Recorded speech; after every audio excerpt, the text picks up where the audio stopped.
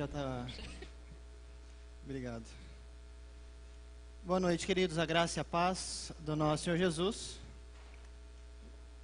Eu confesso que eu me sinto chique toda vez que eu uso esse microfone aqui. Porque é o sonho de todo preletor, pregador, estar com as mãos livres. Tem um bilhetinho. É a primeira vez que eu recebo um bilhetinho, viu? De Gol Luiz, luz acesa. Tem que decifrar aqui. P alguma coisa, POG 0572. Luz acesa, corre lá, senão vai acabar a bateria, mas depois volta, viu? Fazendo favor. Tudo bem, irmão? Graça e paz. Vejo que és profeta. Eu quero compartilhar com vocês a partir do tema que me foi sugerido. O tema é: se Cristo, uma pergunta, se Cristo é suficiente para o cristão, por que o mundo o atrai tanto? Se Cristo é suficiente para o cristão, por que o mundo o atrai tanto? Tema difícil. Difícil porque quando a gente ouve de bate-pronto, a gente já imagina que vem uma cajadada, não é? Naquela ideia de que vamos falar então contra os crentes que não estão seguindo a Cristo de maneira correta. É claro que a palavra vai ter um tom exortativo, mas eu quero me colocar já como uma pessoa que também está nesse conflito, nessa luta entre Cristo e mundo. E para responder essas perguntas, eu elenquei algumas respostas aqui. Eu imaginei se eu pudesse estar conversando com os autores bíblicos, ou diante dos livros bíblicos, e fizesse essa pergunta para alguns deles, quais seriam as respostas? Se Cristo é suficiente para o cristão, por que o mundo atrai tanto? Deuteronômio me responderia assim: porque não cumprimos a vontade de Deus expressa através das suas leis. Samuel, Reis e Crônicas: por causa da nossa prostituição moral e espiritual. Juízes: porque cada um faz o que bem entende. Profetas maiores e menores: porque nós desconhecemos a santidade e a justiça de Deus. Eclesiastes e Provérbios: porque nos falta sabedoria e temor a Deus. Cantares, ou Cântico dos Cânticos: porque nós desprezamos o poder do verdadeiro amor. Salmos: porque nos falta louvor e adoração sinceros a Deus. Se Cristo é suficiente para o cristão, por que o mundo atrai tanto? Paulo responderia: porque é um conflito mortal entre carne, natureza humana corrupta, e espírito. Os evangelhos: porque temos sido discípulos desobedientes, ou nem sequer discípulos de Jesus. Mateus 4, Lucas 4, onde fala sobre a tentação de Jesus, a resposta seria: porque nós não conseguimos resistir às tentações no dia a dia. Atos e Lucas: porque a igreja não é motivada pelo poder do Espírito de Jesus. Judas e Apocalipse: porque estamos nos últimos dias, na era da apostasia, do engano, da mornidão. Aí eu peguei essas perguntas e orei, as respostas, orei. Falei: Deus, eu posso trazer tantas respostas aqui, o que eu vou levar para a igreja? Baseado na oração e na pergunta para alguns universitários, minha mãe, minha irmã e outras pessoas que eu conheço, eu achei mais interessante tratar sobre por que estamos nos últimos dias. Vivemos na era da apostasia. Apocalipse 3, versículo 20. Aliás, versículo 14 melhor dizendo, do 14 ao 22. Carta à igreja de Laodiceia.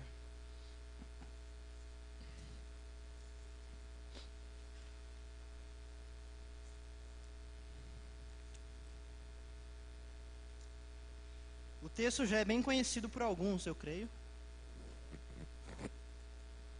Mas eu vou fazer aqui uma abordagem como eu fiz com os meus alunos recentemente, dou aula num seminário teológico em Marília. E os alunos de 10, 5, 15 anos de conversão, aí eu falei, vamos fazer um teste então, vamos ler o texto bíblico. Aí eu pedi para todo mundo ler um determinado texto e fazer perguntas ao texto. E esmiuçar o texto. Poucos conseguiram. Então a gente vai tentar fazer isso aqui. O texto é conhecido, mas não nos enganemos, ok? Vamos tentar aprofundar, já que o tema é submerso, vamos submergir no texto bíblico. Apocalipse capítulo 3, versículo 14, diz assim: ao anjo da igreja em Laodiceia escreve: estas coisas diz o Amém, a testemunha fiel e verdadeira, o princípio da criação de Deus. Conheço as tuas obras, que nem és frio nem quente, quem dera fosses frio ou quente. Assim, porque és morno, e nem és quente nem frio, estou a ponto de vomitar-te da minha boca. Pois dizes, estou rico e abastado, e não preciso de coisa alguma, e nem sabes que tu és infeliz, sim, miserável, pobre, cego e nu. Aconselho-te que de mim compres ouro refinado pelo fogo para te enriqueceres, vestiduras brancas para te vestires, a fim de que não seja manifesta a vergonha da tua nudez, e colírio para ungires os olhos, a fim de que vejas. Eu repreendo e disciplino a quantos amo. Sê, pois, zeloso e arrepende-te. Eis que estou à porta e bato. Se alguém ouvir a minha voz e abrir a porta, entrarei em sua casa e cearei com ele, e ele comigo.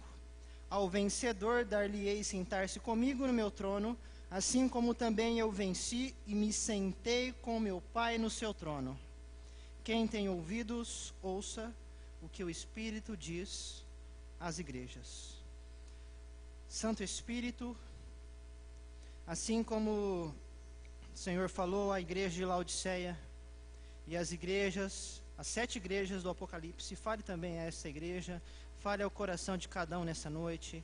Coloque, Deus, a tua palavra em nós, e que ela nos preencha, e que possamos reconhecer a sua suficiência perante o mundo, em nome do Cristo que está vivo em nosso meio. Amém. Alguns entendem então que essas cartas às igrejas, que abrangem os capítulos 2 e 3 de Apocalipse, cada uma delas se refere a uma época da igreja. E a carta de Laodiceia se refere então aos tempos modernos, tempos de crescimento da apostasia antes do retorno de Cristo. Se refere então à nossa época. Eu creio que essa leitura é interessante, mas eu não quero me basear nisso. Eu creio que todas as cartas, cada uma delas, trazem aspectos para os nossos dias, positivos e negativos. A carta de Laodiceia se parece, talvez, dentre todas, se parece muito com a nossa época, com a nossa geração. E isso fica evidente no texto, nas características dessa carta, no que ela atribui, na composição espiritual da igreja. Traz então problemas práticos que precisam ser pensados por nós. Todas as igrejas são igrejas que foram pastoreadas pelo apóstolo João, que recebe a revelação aqui no livro chamado Apocalipse. Ele está preso na ilha de Patmos, é final do século I, anos 90, 92, e ele então, preso por pregar o evangelho, recebe uma palavra do Senhor. O Senhor, preocupado com o estado espiritual das igrejas, traz mensagens então a 7 igrejas de cidades diferentes, todas elas no que nós chamamos de Ásia Menor, no mundo antigo, né? Hoje é a região da Turquia. Essas igrejas viviam então num momento de perseguição. Nessa época, havia um imperador romano chamado Domiciano, e ele era tão arrogante, tão autossuficiente, que trouxe para si aquela prerrogativa bem característica dos imperadores romanos, de se acharem deuses.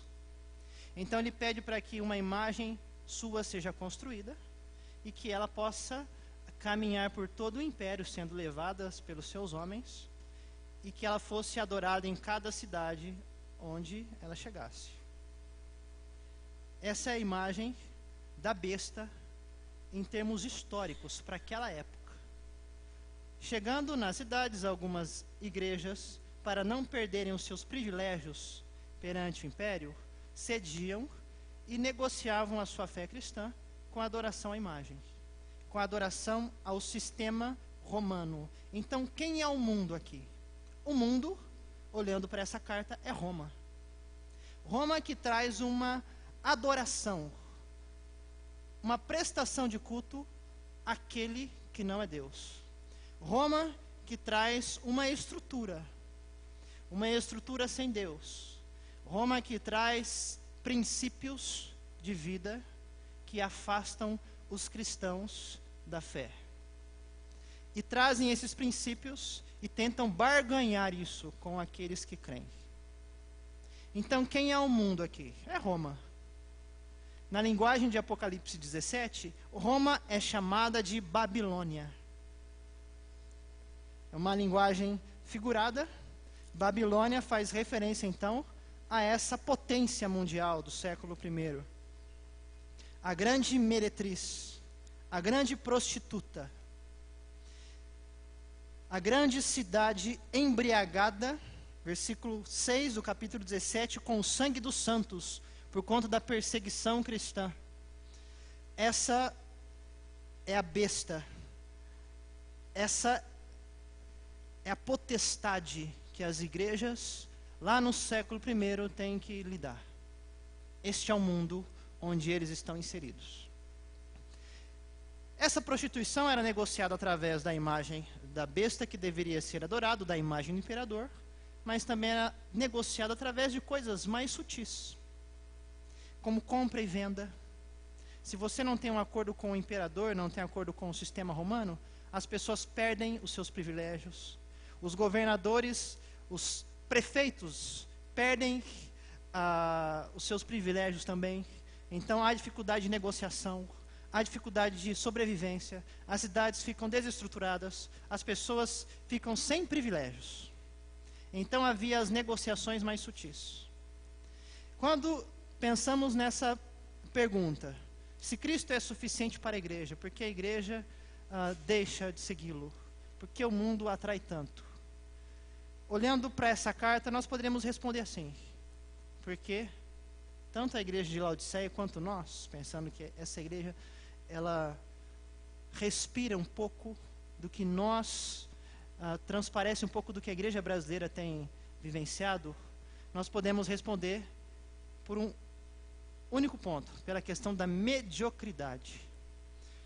A igreja de hoje e a igreja de Laodiceia têm sido medíocres, ou numa linguagem, aqui dentro do nosso tema, superficiais. Gostamos da superfície, porque a superfície nos traz segurança. Gostamos da acomodação. Gostamos então de uma fé que não nos incomoda. Tem um homem chamado Dietrich Bonhoeffer, ele escreveu um livro em 1937 chamado Discipulado, e lendo esse livro me fala de coisas que vivemos hoje. Ele diz assim, que a igreja de Jesus, ela tem vivido debaixo da graça barata, ou seja, uma fé cristã superficial. Ele define graça barata assim: a graça barata é a inimiga mortal da igreja, é graça como refúgio, é perdão e consolo barato, sem preço, sem custo. A graça é como se fosse um tesouro inesgotável, distribuído por mãos levianas, sem pensar e sem limites. A graça barata significa justificação do pecado, mas não justificação do pecador.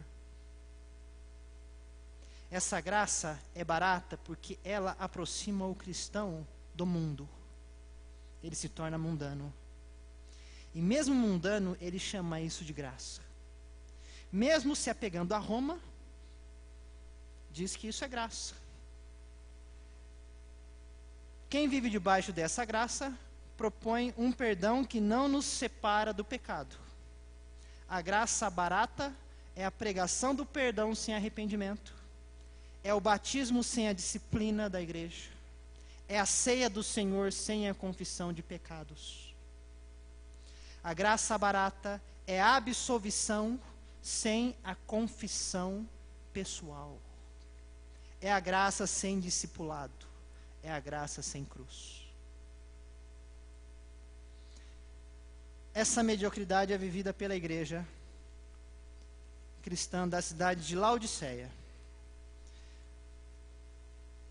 Laodiceia era uma cidade que ficava na região da Frígia, próxima a duas outras cidades. Uma delas é Hierápolis, cerca de 10 quilômetros ao norte, e a outra, Colossos, a 16 quilômetros.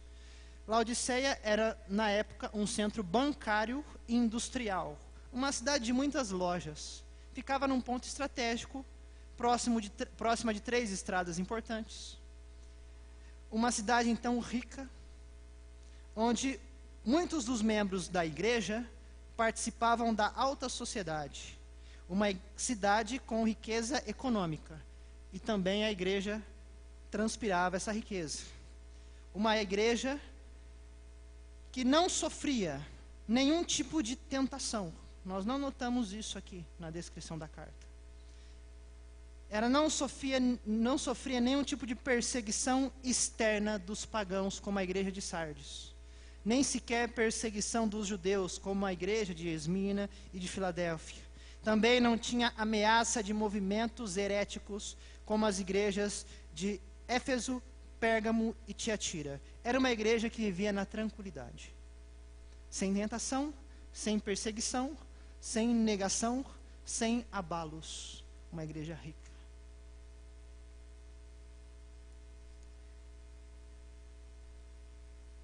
É diante dessa igreja rica que nós lemos no versículo 17 as palavras de Jesus sobre a autossuficiência dessa igreja. É uma igreja que dizia: estou rico e abastado e não preciso de coisa alguma. Ou seja, eu tenho prosperado e nada me falta. A riqueza, então, dos laodicenses os levava à autossuficiência. E essa autossuficiência é mortal para qualquer cristão. Eles se autodenominavam ricos. Eram materialmente ricos. E presumiam que, por serem ricos financeiramente, também eram ricos espiritualmente. Diz a história que um homem chamado Hiero deixou como herança naquela época cerca de 2.000 talentos. Isso equivale a vários milhões de reais. Esse homem deixa para a cidade de Laodiceia. Uma família chamada Zenoide era tão rica e tão poderosa que vários dos seus membros alcançaram o status de realeza diante dos romanos. No ano 60 depois de Cristo, um terremoto devastou a cidade de Laodiceia, mas os próprios habitantes a reconstruíram sem a ajuda de Roma. A cidade ficou muito mais grandiosa do que ela já era. Ganhou um ginásio, um estádio com uma pista semicircular de 270 metros de extensão, um portão triplo com torres, vários prédios belos, isso sem o apoio da capital romana. Então, estes cristãos e esta cidade, que era independente de Roma, por serem ricos, também pensavam que eram independentes de Deus, por serem ricos, ou por se acharem ricos espiritualmente. Mas o negócio é muito sutil. Não é uma independência de Deus declarada. Há uma sutileza aqui, na apostasia. esse orgulho, essa autossuficiência, contesta diretamente a graça divina. Mas nós temos aqui a figura do Jesus que traz uma voz de autoridade. E diz assim no versículo 15: eu conheço as tuas obras. Laodiceia, eu sei o que você tem nas mãos. Eu sei que tipo de riqueza você tem. Eu sei como tem sido o trabalho de vocês, o esforço de vocês. A voz que ecoa aqui no versículo 22 é a voz do Espírito de Jesus. Ouça o que o Espírito diz às igrejas. Jesus tem autoridade para lidar com a igreja. E ele dirige as suas palavras ao anjo da igreja de Laodiceia, no versículo 14. A condição real dessa igreja, versículos 15, 16 e 17. Jesus diz que os laodicenses, a igreja cristã de Laodiceia, eles não eram nem frios e nem quentes.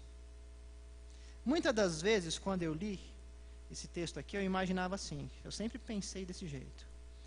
Jesus está dizendo, vocês não são frios e nem quentes, mas são mornos. Porque o frio diz respeito a uma vida fraca, sem Deus, e o quente é o fervoroso. Mas eu ficava pensando, por que Jesus preferiria que fôssemos frios, espiritualmente, do que mornos? Então eu fui pesquisar mais, e eu entendi que essa metáfora está relacionada ao abastecimento de água na cidade de Laodiceia. A 10 quilômetros ao norte ficava uma cidade chamada Hierápolis.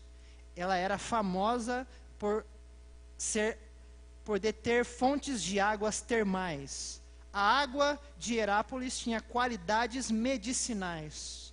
Aquela cidade era um centro de saúde. A 16 quilômetros a leste ficava Colossos, conhecida por sua água potável, fresca e pura. A água de Colossos era revigorante. Apesar de toda a riqueza da cidade de Laodiceia, ela não tinha condições naturais para se manter. Ela precisava de água de outras cidades. E quando as águas das outras cidades subiam por uma espécie de encanamento daquela época, a água chegava morna à cidade. Então ela não tinha aquelas características da água salutar de Hierápolis, nem da água fresca de Colossos. Ela chegava morna. Então Jesus está dizendo assim, vocês não são frios e nem quentes. Verso 16, assim porque és morno e nem és quente nem frio, estou a ponto de vomitar-te da minha boca. A referência aqui então é, como se Jesus estivesse com sede e fosse até Laodiceia beber da água. E ele bebe daquela água. Mas a água é morna. Já tomou água morna? Jesus toma da água e diz assim, essa água me faz ter ânsia de vômito. Essa água não serve. Quem dera se a água fosse mais fria. Quem dera que se essa água fosse como Colossos ou Hierápolis, que são águas que dá para serem usadas para alguma coisa. A água de vocês não dá para ser usada para nada. As obras de vocês são materiais, mas são superficiais. Porque és morno e nem és quente nem frio, estou a ponto de vomitar-te da minha boca. As águas minerais eram cheias de sedimentos de carbonato de cálcio, e o efeito da tentativa de bebê-la seria então vomitá-la. É como se Jesus tivesse impactado com aquela água e dissesse assim, vocês não percebem que essa água está me fazendo adoecer? Isso me faz lembrar muito João capítulo 4, quando Jesus pede de beber água à mulher samaritana. Mulher, me dê de beber. E aqui Jesus está tomando da água de Laodiceia e diz, eu não suporto essa água. em Tiago capítulo 3, versículos 11 e 12. Pode a fonte jorrar do mesmo lugar o que é doce e o que é amargoso? Acaso, meus irmãos, pode a figueira produzir azeitonas, ou a videira figos? Tampouco fonte de água salgada pode dar água doce. Jesus questiona então a fonte, o coração da igreja. Jesus não está preocupado com o aparato. Jesus não está preocupado com a produção da igreja, nem com a nossa vida exterior. Jesus está preocupado com a fonte, com o estado da água. Aquela água que estamos produzindo serve para alguma coisa? Essa é a preocupação do Cristo. E quem bebe dessa água é o próprio Cristo. Então a água deve satisfazê-lo, porque se não satisfaz, ele vomita dessa água. Vivemos em dias onde a igreja brasileira, ela nunca foi tão rica como os nossos dias. Vocês que já me conhecem sabem de algumas viagens que eu faço vez ou outra, e tem situações que eu fico abismado de entrar em algumas igrejas e falar: meu Deus, onde é que eu estou? Igrejas milionárias. Tem as igrejas pobres que eu vou também, mas tem igrejas milionárias que eu falo: meu Deus do céu, o que é isso? Eu tenho até medo de sentar. Eu falo: não posso sentar nisso aqui. Eu ouço boatos por aí de pregadores que cobram 10, cantores que cobram 20 mil reais, e as igrejas pagam. Eu vejo uma igreja brasileira que nunca teve uma produção de livros tão grandes como hoje em dia. Livros evangélicos, produção de CD evangélico, música gospel. Eu vejo uma igreja, e eu posso falar dessa igreja porque há muito tempo eu me encontro nela.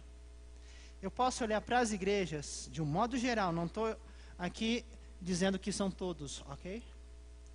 Mas igrejas que cada vez mais estão com patrimônios.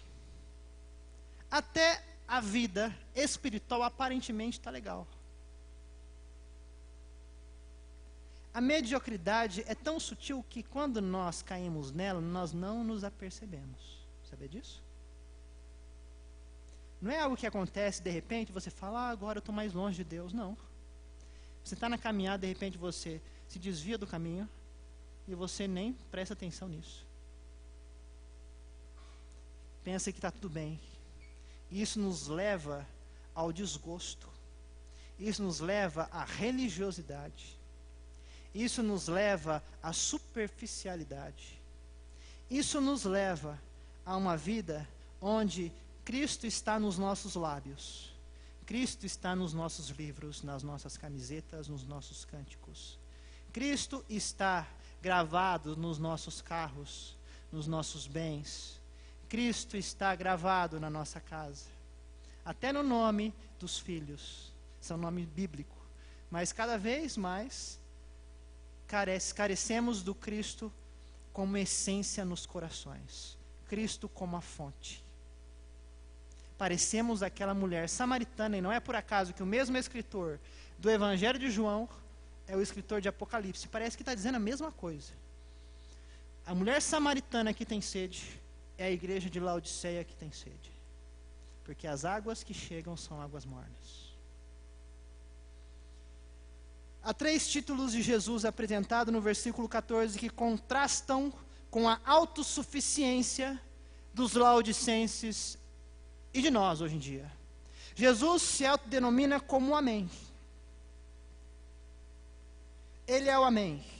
Isso talvez tenha base em Isaías 65, versículo 16, onde diz assim: de sorte que aquele que se abençoar na terra, pelo Deus que diz Amém, é que se abençoará. E aquele que jurar na terra, pelo Deus que diz Amém, ou pelo Deus da verdade, é que jurará. Então nós temos o uso aqui do Amém. Esse título que foi dado em Isaías para Deus Pai, aqui é dado ao Filho. O Filho é Deus, junto ao Pai. É o próprio Deus. O próprio Deus então diz: eu sou o Amém. Eu, Cristo, tenho autoridade para falar sobre vocês. Esse Amém também está ligado à ideia de testemunha fiel e verdadeira. Jesus é a testemunha. É Ele quem conhece a igreja e testemunha o seu coração e sonda o seu coração. Por isso tem autoridade para falar sobre ela. Jesus também utilizou muitas vezes essa expressão Amém nos evangelhos, como fórmula de autenticar, de declarar, de introduzir as suas declarações. O Amém usado por Jesus nos evangelhos é para autenticar algo importante. Então, quando Jesus diz assim, eu sou o Amém, Ele chama a igreja para olhar para Ele. Eu tenho autoridade. Eu sou a testemunha do que está acontecendo. Eu estou vendo o que acontece. E olhem para mim porque eu tenho algo importante a ser dito. Jesus, então, é digno para cumprir a sua palavra. Ele é o Amém. Os laodicenses, nós que somos atraídos ao mundo, não temos palavra. As nossas palavras, o nosso Cristo, não é esse Cristo. O Cristo de Laodiceia não é o Cristo que é o Amém. Jesus também se autodenomina a testemunha fiel e verdadeira. Em Apocalipse, as palavras fidelidade e testemunha estão relacionadas ao sofrimento e ao martírio.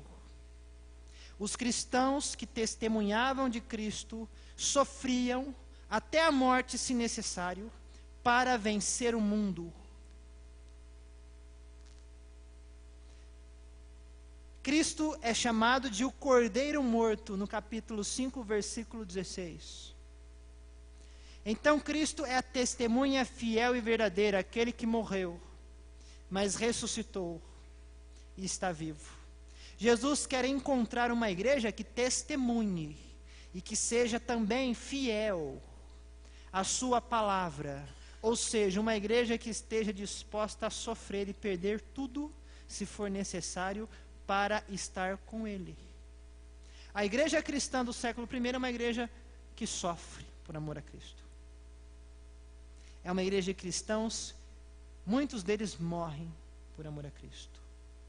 E Laodiceia é uma igreja que não quer a morte. Não quer esse tipo de vida. Não está disposta a viver assim. Porque para viver assim, tem que renunciar ao mundo. Tem que renunciar aos favores de Roma. Então é melhor ficar com os favores de Roma, é melhor ficar com a nossa riqueza, do que morrer por Cristo. Então há uma insensibilidade nesses corações. Cristo contrasta, então, a sua vida de lealdade, de testemunho, com a vida da igreja de Laodiceia, que é de infidelidade e de falta de testemunho. Cristo também se autodenomina o princípio da criação de Deus, ainda no versículo 14. Jesus, então, é o princípio e a fonte da criação de Deus. É como se Jesus dissesse assim, para nós: vocês estão autossatisfeitos com a riqueza, com tudo que vocês têm produzido, inclusive bens espirituais. No sentido de que oramos e pensamos que isso vai produzir. Isso é uma riqueza, porque é uma igreja que está em oração, ou é uma igreja que jejua, ou que é uma igreja que produz bens espirituais, então nós somos abençoados, nós somos ricos. Quem nunca ouviu isso nos nossos dias? Não é? Jesus está dizendo assim: eu sou o princípio da criação, eu criei todas as coisas. Então, igreja, essa riqueza que você tem, você só tem porque eu estou disponibilizando ela para você. Eu criei o mundo, eu tiro a hora que eu quiser. Eu criei o mundo, eu criei o oceano, e você se gaba pelo dinheiro? eu criei as galáxias e você se gaba por bens terrenos? É isso que Jesus diz à igreja. Eu sou o princípio da criação. O mundo está nas minhas mãos. Então, Laodiceia, eu controlo a criação, eu sou a fonte da riqueza, eu dou poder a quem eu quero e tiro de quem eu quero. É eu quem fala contigo. Essa é a voz de autoridade de Jesus, denotada nos 3 títulos que vemos aqui. Jesus faz conselhos, 3 conselhos à igreja e aos cristãos que estão atraídos ao mundo. Versículo 18, Jesus diz assim: aconselho que de mim compres. Se Laodiceia é uma cidade comercial, Jesus ele usa aqui uma linguagem de comerciante. Eu peço que vocês comprem de mim. Mas aqui a linguagem de Jesus é irônica. Porque como que podemos comprar coisas espirituais? Não se compram as coisas espirituais. Tudo que nós vamos olhar aqui agora não são coisas que podemos comprar com dinheiro. Mas Jesus diz assim: já que vocês têm um dinheiro, então tentem comprar isso. Vocês não vão conseguir. Vocês vão conseguir comprar de outro jeito. Com o coração entregue a mim. Jesus diz assim: eu aconselho, versículo 18, que de mim compres, em primeiro lugar, ouro refinado pelo fogo, para te enriqueceres. Ouro refinado faz referência ao efeito purificador do sofrimento. Essa linguagem é bíblica. Exemplo, 1 Pedro 1:7. Uma vez confirmado o valor da vossa fé, muito mais preciosa do que o ouro perecível, mesmo apurado pelo fogo, redunde em louvor e glória e honra na revelação de Jesus Cristo. Salmo 66, versículo 10. Pois tu, ó Deus, nos provaste, refinaste-nos como se refina a prata. Sabe o que Deus faz com o cristão? Já viu um garimpeiro? Eu lembro faz tempo, hein? Eu lembro quando tinha uma Serra Pelada, eu acho que é o nome. Aquelas cenas que apareciam nos jornais, nos telejornais e até em cenas de filmes, onde os garimpeiros iam até aquele lugar e pegavam daquilo que nós chamamos de terra, areia, e refinava até extrair o ouro. Mas eles faziam isso usando-se do fogo. Cristo faz assim com o crente. Pega a nossa terra, a gente com toda a nossa sujeira, com a nossa nhaca, coloca a gente lá na peneira e coloca o fogo. E quem resistir no fogo é purificado e sai como ouro. Jesus está dizendo assim para nós hoje: comprem de mim ouro refinado. Vocês terão uma riqueza que ninguém, nada no mundo pode oferecer. Porque quando Jesus manipula a terra suja, não há banco que produza uma riqueza como a de Jesus. Não há garimpeiro que reproduza uma riqueza como a de Jesus. Jesus então nos purifica. Tira de nós toda a nossa impureza. Isaías 1:25. Voltarei contra ti a minha mão. Purificarei a tua escória com potassa e tirarei toda a tua impureza. Tudo indica então aqui que Deus está prestes a enviar provações e sofrimentos, pessoais inclusive, para depurar o ouro da igreja de Laodiceia e de nossos dias. Como é que a igreja brasileira pode sair da mediocridade? Se Deus vir e refinar com fogo. É o único jeito. Como é que Deus pode afastar o cristão dos prazeres do mundo, dos desejos da carne, da mentira, da cobiça, da inveja, da fofoca, do adultério. Quando Deus vem e traz sofrimento, provação, bota o crente na peneira. Tem crente que está precisando passar pela peneira de Deus. Isso é misericórdia, viu, gente? Porque se Deus está nos preservando apesar de tudo, é porque Ele nos ama. O propósito de Jesus conosco é que tenhamos uma riqueza verdadeira. O único modo de adquirirmos riqueza é comprando o ouro de Jesus Cristo. Todavia, esse ouro não pode ser comprado com dinheiro, mas só pode ser aceito como dádiva de fé. Laodiceia era uma igreja rica neste mundo, porém espiritualmente pobre.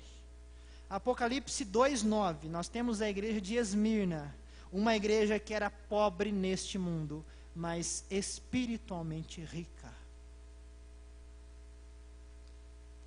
Segundo o conselho de Jesus, em segundo lugar, no versículo 18, Jesus diz assim: eu aconselho que de mim compres vestiduras brancas, para te vestires, a fim de que não seja manifesta a vergonha da tua nudez. A cidade de Laodiceia era famosa por sua lã preta brilhante. Era chamada de roupas frígias, que é o nome da região, ou se não, roupas laodicenses. Num friozinho como hoje, possivelmente, se você tivesse um dinheirinho, você teria passado na loja em Laodiceia e comprado um casaco maravilhoso de lã preta.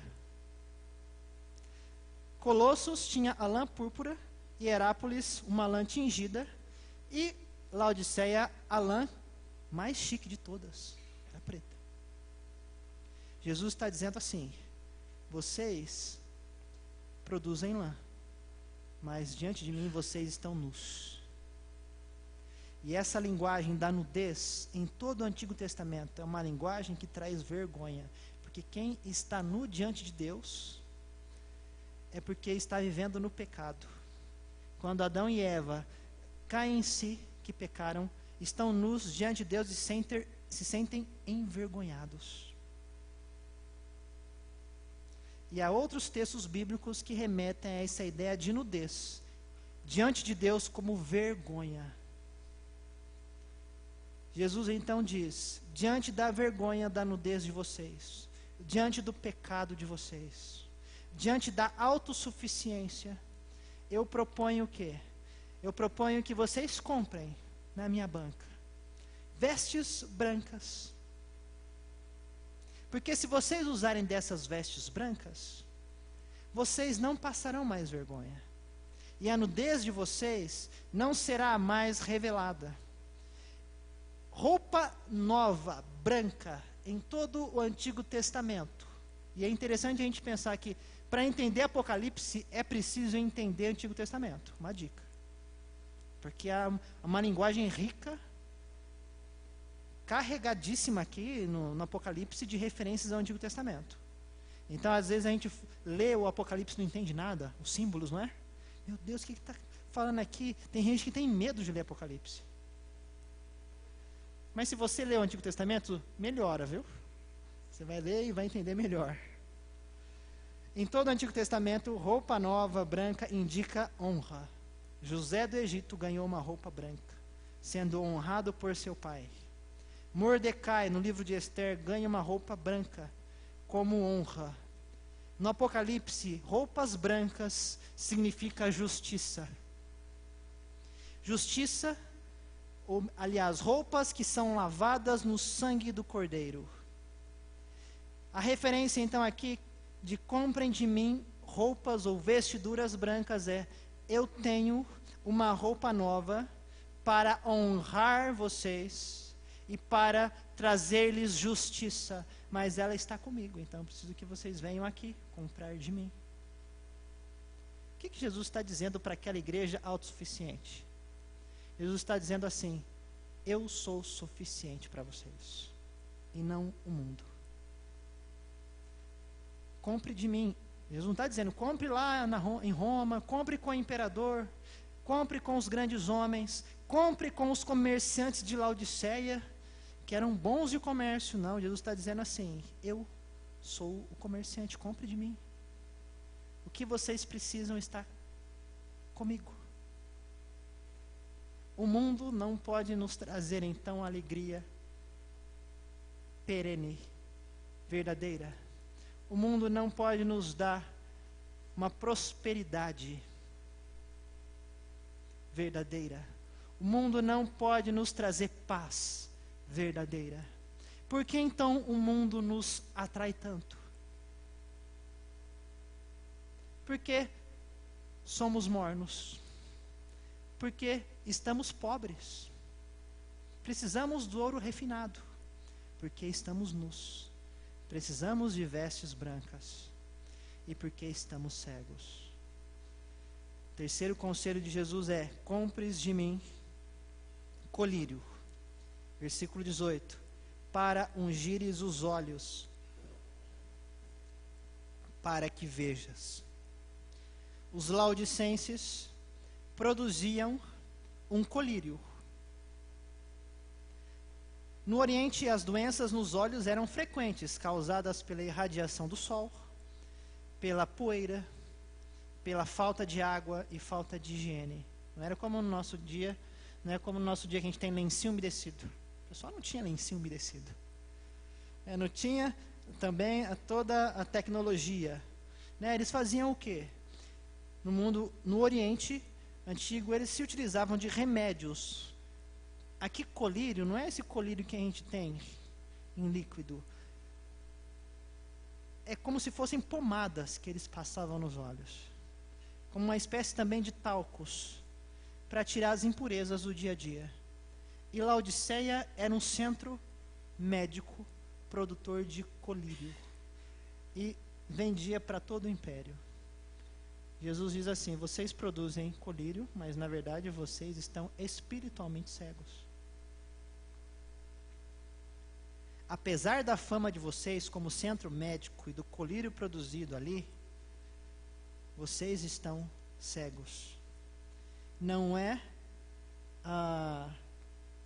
de maneira fortuita, não é sem querer querendo, mas em João capítulo 9, nós temos o quê? O mesmo autor de Apocalipse. Nós temos uma referência sobre um cego de nascença. Jesus pega o cego de nascença, cura esse cego e leva o cego até os religiosos. O cego vai até os religiosos e os religiosos recriminam o que Jesus fez. O que João capítulo 9 nos ensina? Faz um contraste entre o homem que nasceu cego e depois passou a enxergar, e os religiosos que pensavam que enxergavam, mas na verdade eram cegos. É a mesma ideia aqui em Apocalipse. Jesus diz assim: eu vim para este mundo para julgamento, a fim de que os que não veem vejam e os que veem se tornem cegos. João capítulo 9, 39. Cristo é o médico, é a fonte de cura para cristãos que estão olhando a vida com os olhos do mundo. Jesus, então, aqui ele nos ensina sobre a sua sobre a sua suficiência. Jesus, ele questiona a nossa autossuficiência, questiona o nosso orgulho, questiona as nossas obras. Questiona e faz-nos pensar sobre as nossas fontes, sobre o que nos motiva, sobre o que nos move, o que nos alimenta. Em nome de quem vivemos? Em nome de nós mesmos? Dos nossos sonhos? De pessoas à nossa volta? Ou vivemos em nome do Cristo ressurreto? O que está sobre as nossas mãos? São os bens espirituais que produzimos, as nossas riquezas materiais, todo o nosso capital? Ou sobre as nossas mãos estão apenas mãos que adoram o Senhor e que estão estendidas para ajudar aqueles que precisam, Tem gente que diz assim, né, que vê anjo dentro da igreja. Eu creio. Mas eu questiono, como é que essas pessoas veem anjos na igreja e não conseguem ver necessitados nas ruas? Como é que há pessoas que conseguem produzir e orar muito, muita produção na oração, mas para falar mal de alguém, fala com facilidade? O que acontece com a nossa igreja? Porque quando nós pensamos no fato do mundo nos atrair, geralmente vem aquela ideia, né? O mundo nos atrai com os seus prazeres. É claro que o mundo nos atrai com os seus prazeres carnais. Mas o mundo nos atrai com coisas mais sutis. Todo mundo sabe que existem os prazeres carnais. Mas as coisas sutis que o mundo nos traz, isso passa desapercebido. Não é verdade? Esse que deve ser o nosso cuidado. Tem um texto do C.S. Lewis que ele diz assim, ele está falando sobre vida cristã, e ele fala que a estratégia do diabo é essa. O diabo, ele nos ensina, ele diz através do mundo assim, para a gente deixar de comer, deixar de dormir, dorme pouco, come o que der, o importante é trabalhar, né? Se der, você conversa com a sua esposa, conversa com o seu marido, com seus filhos. Se der, faz amizades. O importante mesmo é o quê? É orar. Ore bastante. O importante mesmo é produzir bens espirituais. É ter uma fé grandiosa. As outras coisas são mundanas. Não olhe para essas coisas, não. Né? Tem uma vida espiritual grandiosa. Essas coisas são coisas do mundo, vão ficar para trás. E o Lewis tem uma sacada sensacional quando ele faz nos perceber que o diabo faz isso mesmo. Quando ele nos leva a uma espiritualidade vazia, perdemos filhos, pais, mães, o sono. Quem não dorme direito não ora direito.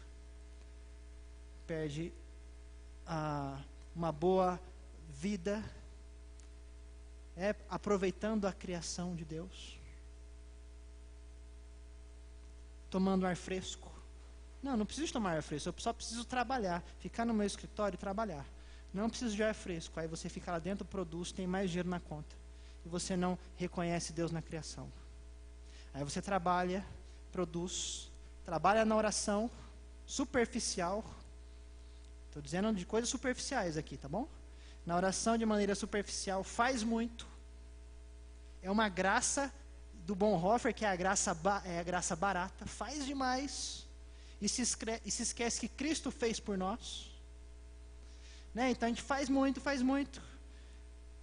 e se esquece dos filhos, e se esquece do abraço amigo, e nos esquecemos dos necessitados. É a superficialidade, é a vida medíocre, nos afastamos. Mas Jesus nos propõe uma nova vida cristã. Isso está no versículo 19 e 20. Eu repreendo e disciplino a quantos amo. Temos aqui então Jesus que repreende, que reprova, mas também reprova apontando a solução para o problema. Jesus disciplina, ou seja, corrige, no sentido de treinar e orientar o indivíduo e a igreja. Repreende e disciplina quem? A todos quanto amo. Apesar disso tudo, Jesus nos ama. Isso é fantástico. Jesus amava aquela igreja de Laodiceia. Essa igreja, muitos falam que é uma igreja desviada, que não tinha Deus. Claro que Deus se importava com essa igreja. Jesus diz: eu repreendo e disciplino vocês, porque eu amo vocês. Então, nós temos aqui um amor compassivo de Deus, mas é um amor como se fosse de pai para com o seu filho, ou de mãe para com o seu filho. É um amor que exige disciplina. Jesus então repreende. Aqueles que falham na caminhada são conduzidos por um amor divino disciplinador. O amor divino então é demonstrado para essa igreja considerada derrotada. Jesus disciplina, exorta, chama na chincha, como alguns gostam de dizer. E Jesus propõe algumas reações, pelo menos duas. Jesus diz assim: sê zeloso e arrepende-te. Ou seja, se empenhe, ser zeloso se empenhe em acertar com Deus. Então busque uma oração saudável, busque mais meditar na palavra, busque cuidar da vida, busque cuidar dos seus, busque cuidar da fé. Tenha zelo, saia dessa espiritualidade morna. E se você fizer isso, esse zelo resultará em arrependimento. É interessante que a palavra ser zeloso aparece antes de arrependimento. Nos parece então aqui que se você se esmera em buscar a Deus, em sair do lamaçal, em se afastar do mundo, uma hora Deus vai produzir o arrependimento no seu coração. Uma hora o Espírito Santo vai te tocar. E você vai ser extraído dali, para os braços daquele que ama, daquele que cuida da igreja, daquele que cuida do cristão. E Jesus também nos propõe uma outra reação. Jesus nos convida à comunhão. Eis que estou à porta e bato. Se alguém ouvir a minha voz e abrir a porta, entrarei em sua casa e cearei com ele e ele comigo. Texto muito usado para evangelizar.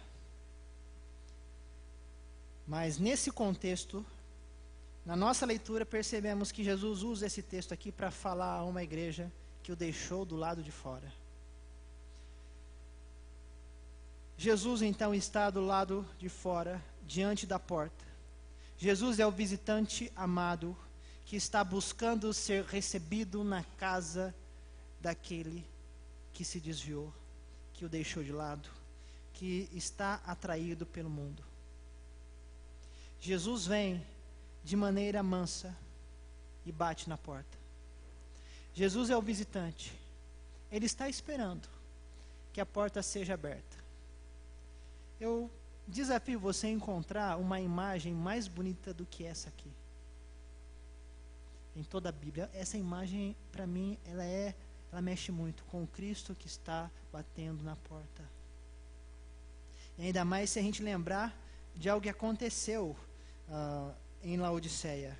A história diz assim que no ano 85, antes de Cristo,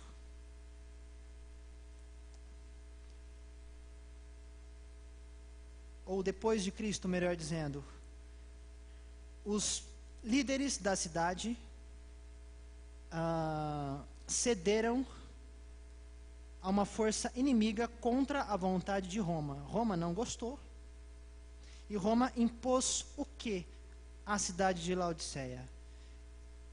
Exigiram um pesado tributo, vários anos pagando imposto. E certamente esses impostos diminuíram as riquezas dos laodicenses, apesar de terem muitos recursos ainda. E a história nos diz que os soldados romanos iam até a casa daquelas pessoas de Laodiceia e batiam nas suas portas.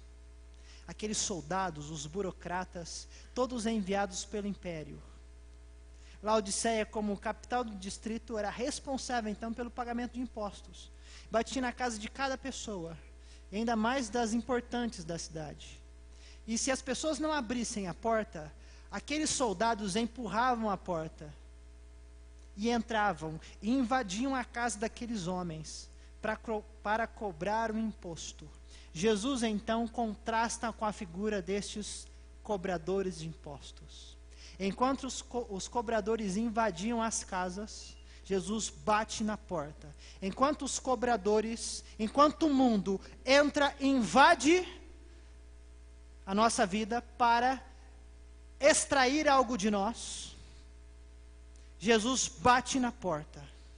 Enquanto os cobradores aqui, Roma, que é o mundo, entra e quer nos roubar, tirar-nos do seio da família, entra e invade a nossa casa para nos violentar, Enquanto pensamos que Roma cuida de nós, o mundo cuida de nós, o mundo vem e no meio da noite invade e tenta tirar a nossa riqueza das nossas mãos.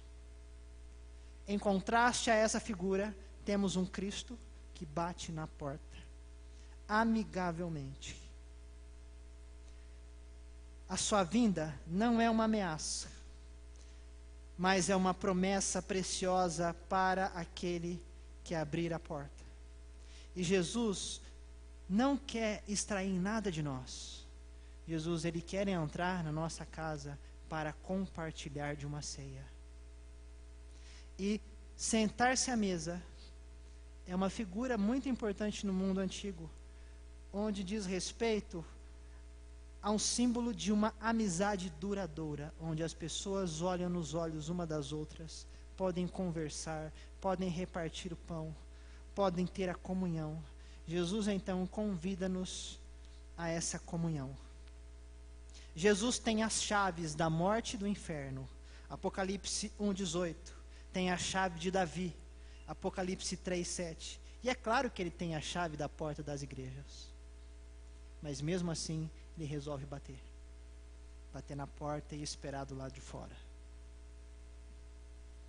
A palavra de hoje é uma palavra para pessoas e para uma época onde somos derrotados pelo mundo.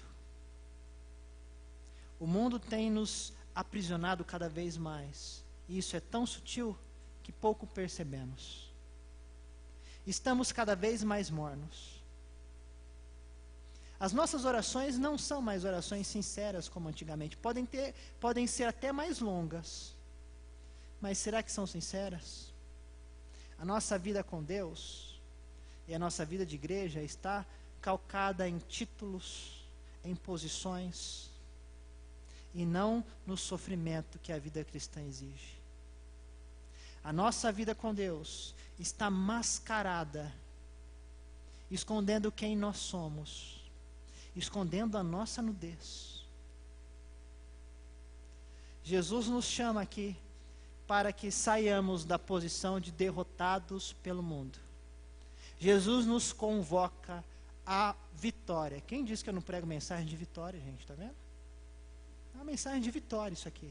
Porque a palavra diz aqui, versículo 21, ao vencedor, dar-lhe-ei sentar-se comigo no meu trono, assim como também eu venci e me sentei com meu Pai no seu trono. A mensagem de Jesus à igreja é uma mensagem de vitória. Aquele que abrir a porta, ser zeloso, se arrepender, sentar-se à mesa com o amado, será vencedor. Irá vencer Roma, irá vencer o mundo. Receberá então a purificação.